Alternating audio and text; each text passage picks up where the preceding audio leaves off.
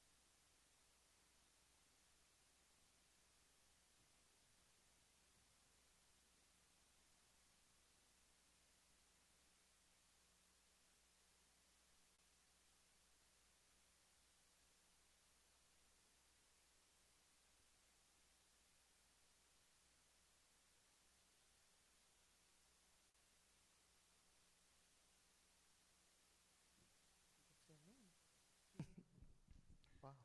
Welcome up to the stage. It's my pleasure now to introduce Yael Perlov.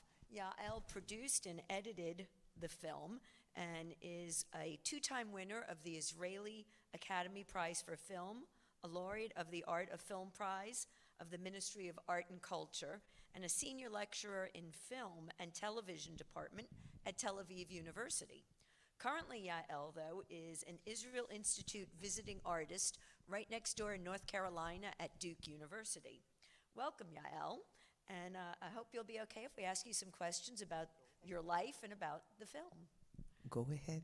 So, well, the first is we don't often hear very much about Israeli film except when we're doing the festival, and we particularly don't hear much about Israeli female filmmakers. So can you tell us a little bit about your career and how you got into film? Well, normally I don't speak a lot about myself, but let's try. Okay, so I was born in Israel. I'm a Sabra. I am daughter of 2 immigrants from Poland and from Brazil. I teach, I produce, I edit. I am addicted to cinema. What else can I tell you about films? For years I was dealing with the Holocaust. I made a lot of films, produced a lot of films about the history of my fathers, and this will be also my next project. And I can tell you how did I arrive to this film. Well, that would be great, because that was the next question I was going to have, is tell us how you found this footage and how you made the decision to pull it all together this way. So it's quite strange. I'm a daughter also of a filmmaker who got the Prize of Israel. I mean, he was one of the Israeli pioneers of the cinema Israeli pioneers. Forgive me for my broken English, please. Let's try to. So my father did a fiction film called 42/6. He was the filmmaker, and it was a British production, and he was hired as a filmmaker during the 60s. I found a VHS cassette. Do you remember the VHS cassette at my home? And it was written without the end. The fiction about the life of Ben Gurion without the end. So I began to inquire, and then I arrived to Spielberg archive, and then I heard that the negatives of the film are there, and then they show me a pile of boxes, and they said there was an interview which was done before the writing of the script of Ben Gurion film, the fiction film, but the problem is, unhappily, it's without sound. So I put it in my, in the editing machine, and then I realized that I have 6-hour rushes, what we call rushes, which is raw material, but Ben Gurion is mute. So, and then he said, but okay, it's mute, but you have all the text. So I could read the text, I could watch Ben Gurion 6-hour interview without understand what he's saying because I couldn't hear. So then I called my colleague, Yariv, who was my student, by the way, and I asked him, listen, we have to do something, please help me. And then we sent emails to all the archives in the world, 80. I remember the number. Can somebody tell us where are the, it was called quarter inch, what the radio used during the 60s. It was these tapes, And then after a couple of weeks, we got an answer from the south of Israel telling us that there is a quarter-inch red boxes. We attached a photo of red boxes. How does it look? And they said, yes, somebody gave it to us as a donation. A British guy gave us a donation. He didn't know what happened, what were the rushes, so he put it. So 50 years, the negatives were in Jerusalem. The sound was in the Negev, and bingo. I synchronized it, so it really took 50 years because nobody knows. I can tell you more details about the stuff, about what the people who worked about this film. It was done, it was the initiative of a Jewish British, who was Zionist, and his dream was to make a film on Ben Gurion life, and he came to the Negev, and they asked him the permission. And then they looked for a filmmaker, so they asked my father. The soundman who gave these tapes, he was the soundman of Stanley Kubrick. He was the soundman of the river of the Kwai, the river, yeah, he began to whistle it, and we sang it together when we met him in London, and he just died. The interviewer, Bill Clinton is an American Jew living among us in Israel. We found him. He was amazed. I mean, he was so surprised to find himself asking Ben Gurion these interviews. He never heard about this interview. So it was quite Quite a find. quite historical moment, because he couldn't even believe that his sound is still the same. I mean, today he's 80 years old. He lived in the Negev with Ben Gurion, because I swear to you, it's a true story. While arriving to Israel, he made Aliyah. He was just walking in the street in Tel Aviv, where Ben Gurion lived, and he found Paula there at the yard. And, hey, young man, what are you doing there? I'm searching for work. He said, come with us to the Negev. So he lived almost 40 years beside Ben Gurion. He spoke Arabic because he became the specialist of Bedouin poetry, music. Bedouin. He speaks Arabic with a Yiddish accent, you can't believe it. A very nice person, and he was really like his child. While editing the film, we didn't know him yet, but we sensed that there is a sort of intimacy, Yep. intimacy between both of them, like his child, like his son. That's what I felt, without knowing who he was. After a couple of weeks, we found him in Jerusalem. He lived in Jerusalem, so he's a fantastic guy, yeah. So this is more or less this story about the film around it, yeah. And has he gotten to see the film since? Yeah, of course. It was really, we showed him before, and yeah, it was, but it's based, the film is based on the archive, but on the 6 hours, and I will tell you after why it's only 1 hour and a half. But we really use other archive artists. What I decided at the very beginning, that I will use only archive material. I will not put people who will speak and who will say Ben Gurion was like that. It's not my style. I wanted to deepen in the archive material, and as I'm obsessed by archive material, it was just clear for me that I'm going to edit this film only with material and with pictures and with all photos and old photos and soundtrack, and we found really treasures. Some American interviewers and from the BBC, and it was a big story concerning money also. Well, you alluded to the fact that you chose to only use 1 hour of the material. 1 hour and 10 minutes. Don't lose 10 minutes. I'm an editor, be careful there. It's a lot of time in cinema. Just like Ben Gurion wanted his last 10 at the end of the film. It's not the film, so that's why I put it. But there was 6 hours of tape. Yeah, so I will tell you very clearly. Yeah, tell me about the process of how you got it down. Okay. The shooting of this interview were done with 2 cameras in 35 millimeters. I don't know how many of you know what does it mean, but it's a very good material for films. It was done with 2 cameras, which means it's 3 hours double 2. You understand? Yeah. But sometimes the one image was finished, the one camera roll is finished, so the other one. So we have approximately 4 hours and a half. Unique material. Yeah. But, however, Ben Gurion speaks a lot. A lot. Sometimes he repeated himself. Sometimes he said the same thing. I had to shorten it to keep you on air. This is my material. But of course, there's few sequences that till today, I must tell you that I regret not putting, but there was no way to put it. Otherwise, it would be, running from one subject to another.